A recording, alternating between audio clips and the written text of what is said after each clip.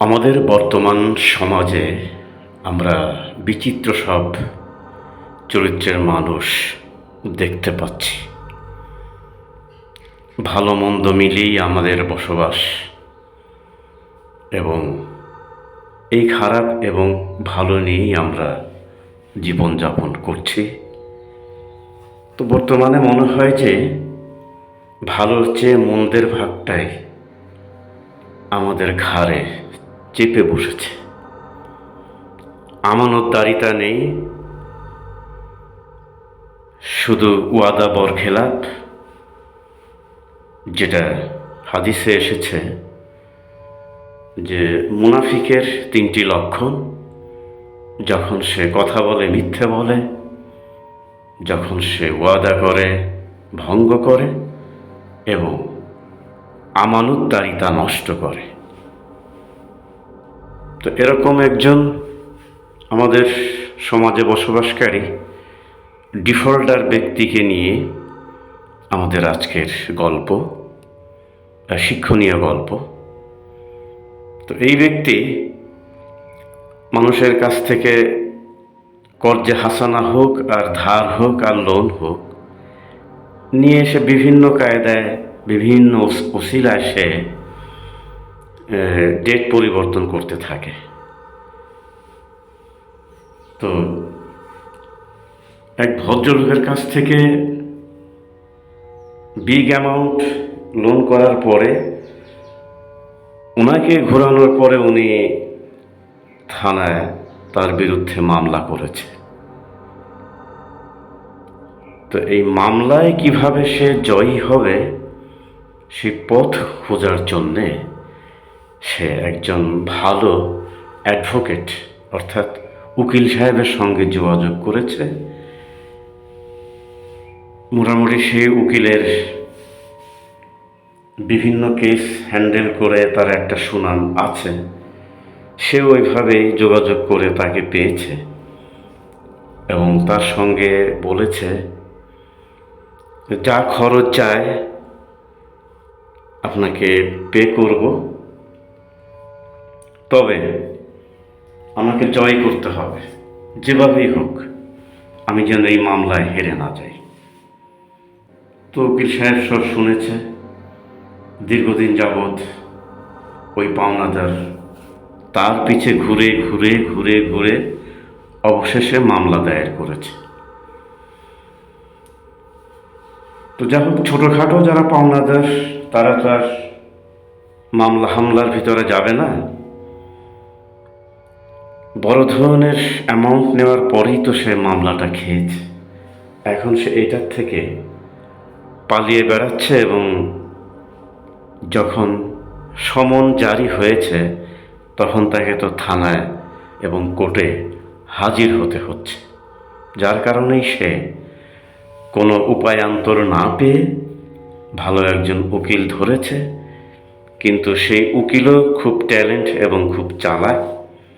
সেই উকিল সাহেব বলেছে, যখন জজ সাহেব তোমাকে জেরা করবে তুমি তখন শুধু বলবে ঘ্যাচা ঘ্যাচ, যে প্রশ্নই করবে ঘ্যাচা ঘ্যাচ। তুমি কি তার কাছ থেকে ধার নিয়েছিলে? তোমার উত্তর হবে ঘ্যাচা ঘ্যাচ। কবে নিয়েছিলে? তোমার উত্তর ওই একই, ঘ্যাচা ঘ্যাচ। তখন সবাই মনে করবে যে মাথা উল্টাপাল্টা হয়ে গিয়েছে এবং জজ সাহেবও বলতে বাধ্য হবে যে সে দেনার ভারে এখন তার মাথা উল্টাপাল্টা 69 হয়ে গিয়েছে। অর্থাৎ তার বিরুদ্ধে তোমার নড়ে আর কোনো লাভ নাই, এইটাই পাওনাদারকে বোঝাবে। অর্থাৎ সে ডিফল্টার হয়ে গিয়েছে, দেউলিয়া হয়ে গিয়েছে এবং সে এখন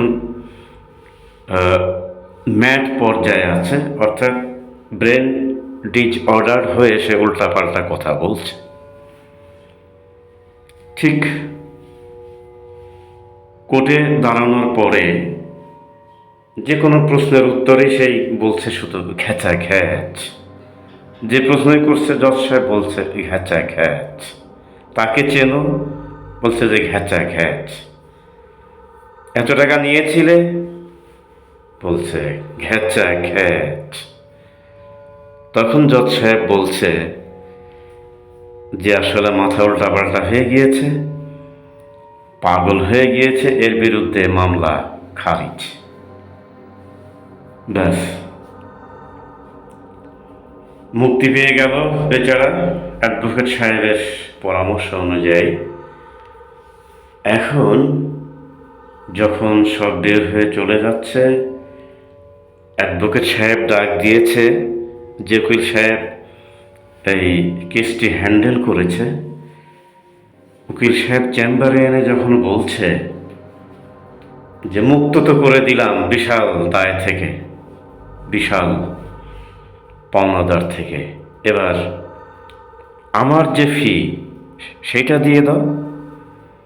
বলছে তোমাকেও ঘ্যাচা ঘ্যাচ।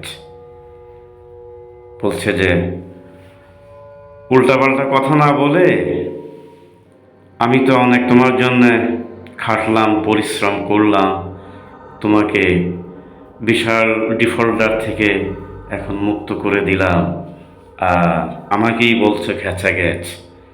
এ সমস্ত না করে দ্রুত কিভাবে আমার পাওনা পরিশোধ করবে সেইটা বলো। সে বলছে ওই একই কথা, ঘ্যাচা ঘ্যাচ।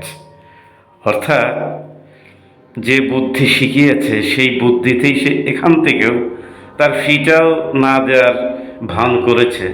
সে বলছে শুধু ঘ্যাচা ঘ্যাচ। তখন উকিল সাহেব বলছে ঠিক আছে, তোমার পাওনার আমাকে দিতে হবে না, আমার বুদ্ধি যখন আমার মাথায় মেরেছ তখন তুমি আমার সামনে থেকে দূর হয়ে যাও। এইভাবে বুদ্ধিমান মানুষেরা কোনো বোকা মানুষকে কোনো টিপস দিলে বা বুদ্ধি দিলে সেই বুদ্ধিতেই যে আমরা অনেক সময় ধরা খেয়ে যাই, এই উকিল সাহেবই হলো তার প্রমাণ। আমরা যেন কোনো অন্ধকে পথ সহজে না দেখাই।